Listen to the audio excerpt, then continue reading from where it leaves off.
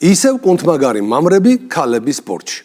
Ამ ვითომ ქალებად გადაკეთებული კაბიანი და პომადიანი მამრების პარპაშს ქალთა სპორტულ სახეობებში როგორც ჩანს საშველი ვერადავერ დაადგა. Რასთავარია ტრამპის ამდენი დაპირებებისა და განკარგულებების მიუხედავად ამ უსამართლობის აღმოფხვრა არათუ მსოფლიოში შეერთებულ შტატებშიც კი ვერ მოხერხდა ბოლომდე. Ამ საყოველთაო უკუღმართობას აშკარად ფინანსური სანქციებიც არ შველის. ტრანსნაციონალური კორპორაციები და მათი მმართველი ამერიკის ოლიგარქიული ოჯახები აშკარად არ არიან ხელწამოსაკრავი ძალა. ქალთა სპორტში კუნთმაგარი მამრების შენარჩუნება კი როგორც ჩანს, მათთვის სერიოზული წითელი ხაზია. ისეთი შთაბეჭდილება იქნება, რომ ლიბერალიზმისა და კონსერვატიზმის ბრძოლის ფრონტი იმაზე გადის, მოპარავენ თუ არა კაცები ქალებს სპორტს და ოქროს მედლებს. Მოკლედ როგორც გაირკვა ამერიკის ახალი ადმინისტრაციის მცდელობის მიუხედავად, მერილენდის უნივერსიტეტში მაინც გაიმართა შეჯიბრი ფარიკაობაში, სადაც ტრანსგენდერი კაბიანი მამრები უპირისპირდებოდნენ მათზე ბევრად სუსტ ქალ სპორტსმენებს. მაგრამ მოულოდნელად შეჯიბრის მიმდინარეობისას ისეთი რამ მოხდა, რასაც ტურნირის ლიბერასტი ორგანიზატორები საერთოდ არ ელოდნენ. ქალმა მოფარიკავემ სტეფანი ტერნერმა ტრანსგენდერ მეტოქე რედმორდ სალივანთან შერკინების წინ უეცრად უარი განაცხადა ბიოლოგიურ მამაკაცთან ფარიკაობაზე. მან მუხზე დაიჩოქა და პროტესტის ნიშნად ჩაფხუტი მოიხადა. საჯს გახედა და განაცხადა: ეს დაუშვებელია, მე ქალი ვარ, ჩემი მეტოქე კი კაცია, ეს კი ქალთა ტურნირიაო. შეჯიბრის ლიბერასტმა ორგანიზატორებმა სტეფანის მაშინვე შავი ბარათი აჩვენეს და ტურნირიდან მოხსნეს. მაგრამ სტეფანის ამ ერთმა ვაჟკაცურმა საქციელმა საბოლოო ჯამში გაცილებით დიდი რეზონანსი გამოიწვია ამერიკულ საზოგადოებაში, ვიდრე ტრამპის ყველა განკარგულებამ ერთად. ფარიკაობის ასოციაციამ კი შექმნილი სკანდალური სიტუაციიდან გამოსასვლელად ვერაფერი უკეთესი რომ ვერ მოიფიქრა, მომხდარიდან რამდენიმე საათში განცხადება გაავრცელა, სადაც ტრანსგენდერ პომადიან მამაკაცს მხარდაჭერა გამოუცხადა და თავის სამართლებლად განაცხადა, რომ მისი პასუხისგებლობაა უზრუნველყოს ყველა სპორტსმენის უფლება მონაწილეობა მიიღოს შეჯიბრში მიუხედავად მათი ინდივიდუალური სტატუსისაო. ანუ მიუხედავად იმისა, ქალად დაიბადნენ თუ კაცად, თავარია ახლა რომელ გენდერად აღიქვამენ თავსო. ასოციაციის პასუხისგებლობა ყოფილა ასევე ტრანსგენდერებმა იასპარეზონ იმავე წესებით, რომელიც დადგენილი ყოფილა ფარიკაობის საერთაშორისო ფედერაციის მიერ. ანუ სამართლიანი სპორტული შეჯიბრი როგორც ასეთი, ფარიკაობის მსოფლიო ფედერაციას საერთოდ არ აინტერესებს. თუმცა ეს სამარცხვინო განცხადება დღეს უკვე აღარ ავისახსოვს, რადგან სოციალურ ქსელებში ისეთი სერიოზული ამბავია ატეხილი ტრანსგენდერების წინააღმდეგ, რომ ქალი სპორტსმენების დასაცავად მსოფლიოში ერთ-ერთი ყველაზე ცნობილი ლესბოსელი სპორტსმენი, გეი უფლებების აქტივისტი, ჩოგბურთის ვარსკვლავი მარტინა ნავრატილოვაც კი ხმალამუღებული დაუპირისპირდა პომადიან მამრებს და აღშფოთებულმა განაცხადა, რომ ტრანსებს არასამართლიანი ფიზიკური უპირატესობები აქვთო. ესაა უსამართლობაო, სირცხვილი შეერთებული შტატების ფარიკაობის ფედერაციას და სირცხვილი ყველას, ვინც ამას ხელს უწყობსო. და საერთოდ როგორ ბედავთ ქალების გენდერულ შეურაცხყოფასო, გაჰყვიროდა მარტინა ნავრატილოვა სოციალურ ქსელებში. როგორ გინდა გეი აქტივისტ რამეში დაეთანხმო, მაგრამ ნავრატილოვა ამ კონკრეტულ სიტუაციაში მართალი რომაა ფაქტია. როცა LGBT თემის შიგნით ასეთი დაპირისპირება და კონფრონტაცია მიმდინარეობს, ეს ნიშნავს, რომ სექსუალური უმცირესობები მალე ერთ LGBT აბრევიატურაში ვეღარ მოთავსდებიან. ყველაფერი იმაზე მეტყველებს, რომ ტრანსგენდერებს მალე ამაყ LGBT ოჯახს დაატოვებინებენ. ისედაც მათი ატანა აღარავის შეუძლია. სწორედ ტრანსების გამრავლების და გაპიარების შემდეგ დადგა ყველაფერი თავდაყირა. სპორტიც, განათლებაც, შოუ-ბიზნესიც და პოლიტიკაც კი.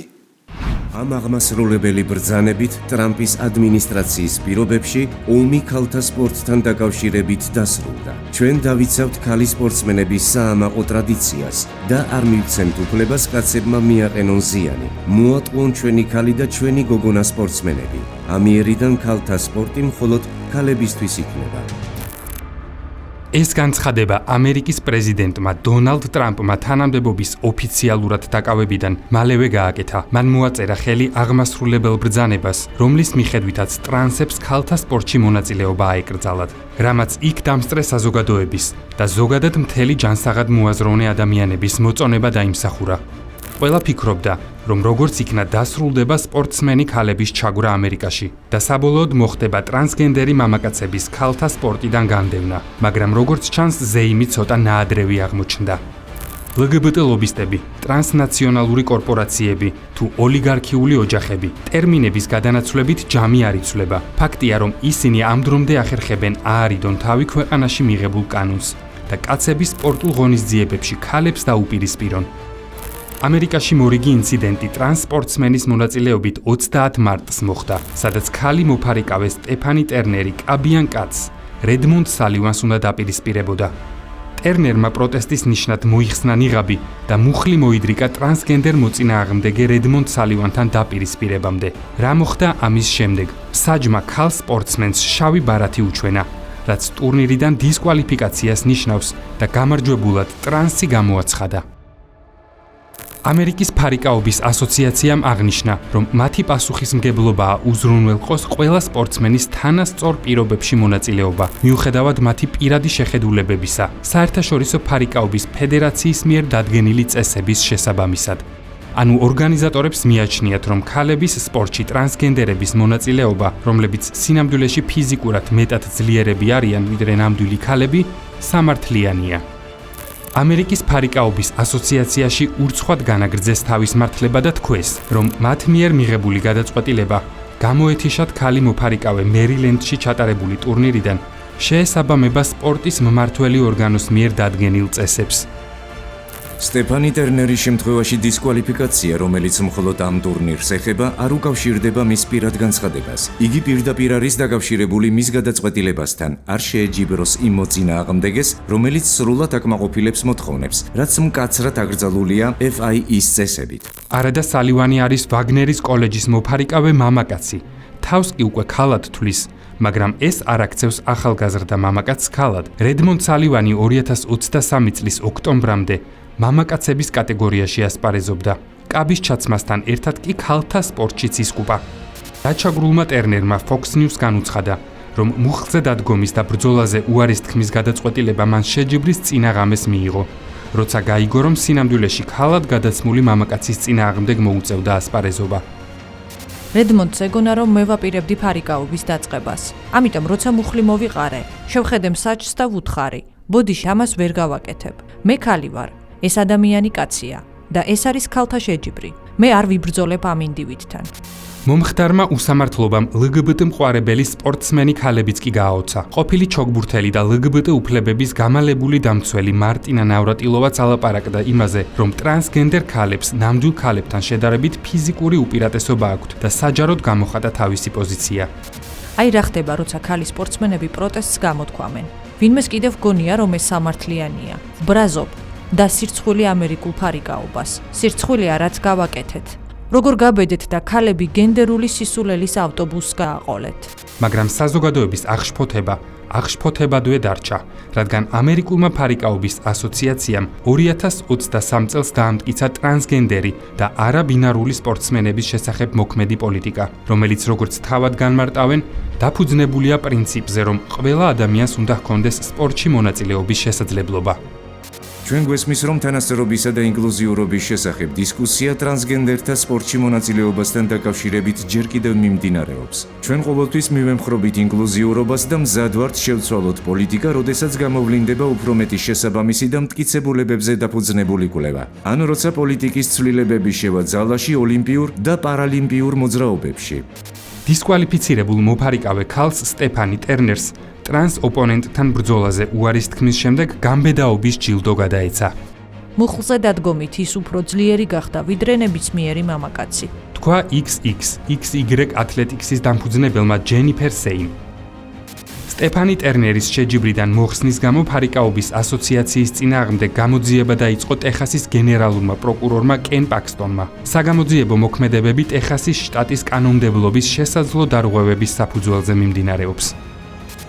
ფარიკაობის ასოციაცია არასწორ მხარეს დგას, როგორც ისტორიულად, ისე სავარაუდოდ სამართლებრივადაც. ტეხასის მომხმარებელთა დაცვის კანონების შესაძლო დარღვევების გამო, ასოციაციის პოლიტიკა არამხოლოდ შესაძლო უკანონობას შეიცავს, არამედ ღრმად შეურაცხმყოფელია ისეთი ახალგაზრდა ქალებისთვის, როგორიც სტეფანი ტერნერია, რომლებიც ბევრ რამეს თმობენ და უსაზღვრო დროს უთმობენ ვარჯიშს, რათა შეძლონ შეჯიბრებებში მონაწილეობის მიღება და წარმატების მიღწევა. ვიბრძოლებ იმისთვის, რომ ეს უსამართლო წესები შევაჩერო და არასდროს დავიხე უკან ქალთა სპორტის ღირსების დაცვაში.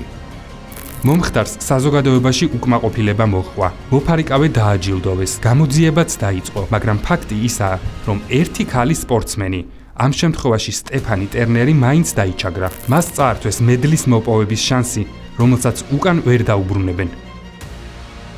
რატომ ვერ ახერხებს დონალდ ტრამპი ამოძირკოს მავნე პრაქტიკა და რეალურად შეჩერდეს ტრანსების ქალთა სპორტში მონაწილეობა?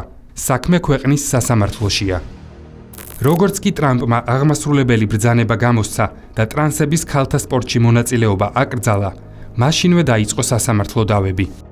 ნიუ-ჰემპშირის ფედერალურმა მოსამართლემ დაადგინა, რომ ტრანსგენდერ საშუალო სკოლის მოსწავლეს შეუძლია ტრამპის განკარგულების კონსტიტუციურობის საკითხი სასამართლოში გაასაჩივროს. ეს ნაწილია სასამართლო პროცესისა, რომელიც მიზნად ისახავს იმ კანონის გაუქმებას, რომელიც ტრანსგენდერ მოთამაშეებს გოგონათა სპორტულ გუნდებში თამაშს უკრძალავს. ნიუ-ჰემპშირის მსგავსად მოსამართლეებმა დაბლოკეს სახელმწიფო აკრძალვები არიზონაში, აიდაჰოში, იუტაში, დასავლეთ ვირჯინიაში. მოკლედ სასამართლოები 1/2-ის მიყოლებით აჩერებენ ტრამპის მიერ მიღებული აღმასრულებელი ბრძანების ამოქმედებას.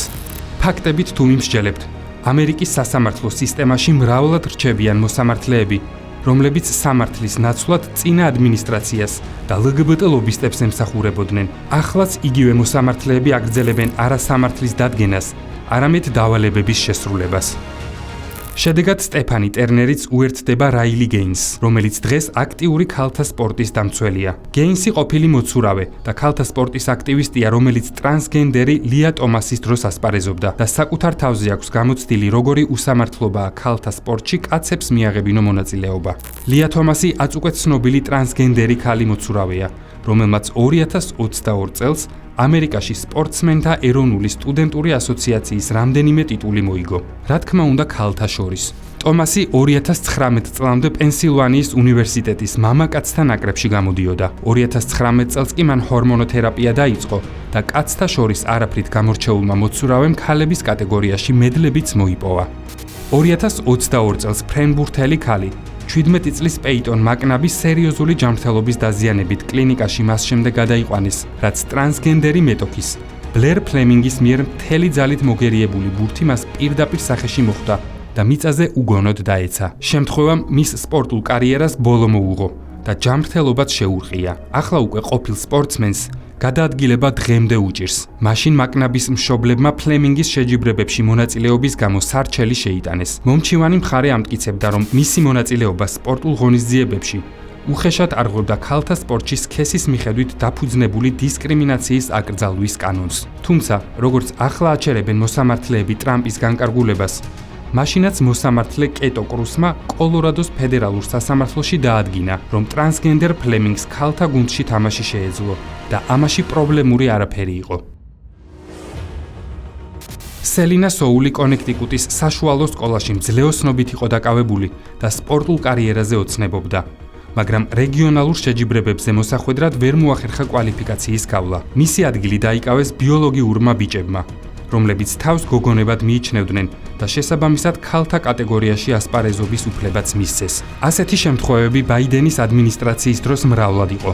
უამრავმა გოგონამ იზარალა, ვერ მოიგო მედლები, ან ვერ მოხვდა სხვადასხვა ტურნირზე ტრანსების გამო. შეიცვალა პრეზიდენტის ადმინისტრაცია, მაგრამ პრობლემა ისევ გადაუჭრელია. ჯერჯერობით ტრამპის დროსაც გრძელდება ქალ სპორტსმენთა ჩაგვრა.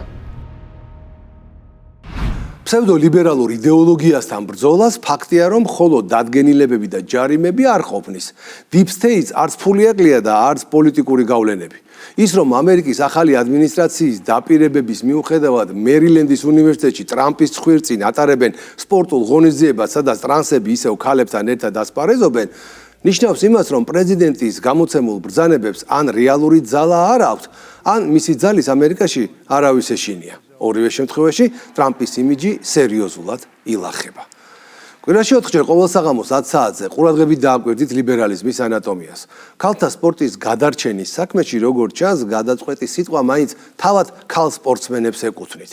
თუ მათ რიგებში დიდი რაოდენობით არ გამოჩნდნენ ისეთი მებრძოლი სულის მქონე გოგონები, როგორიცაა სტეფანი ტერნერი და რაილი გეინსი, ვერავით არის ტრამპის ხელმოწერა და სქელი ფლომასტერი ამ გარყვნილებას ვერ დაამარცხებს.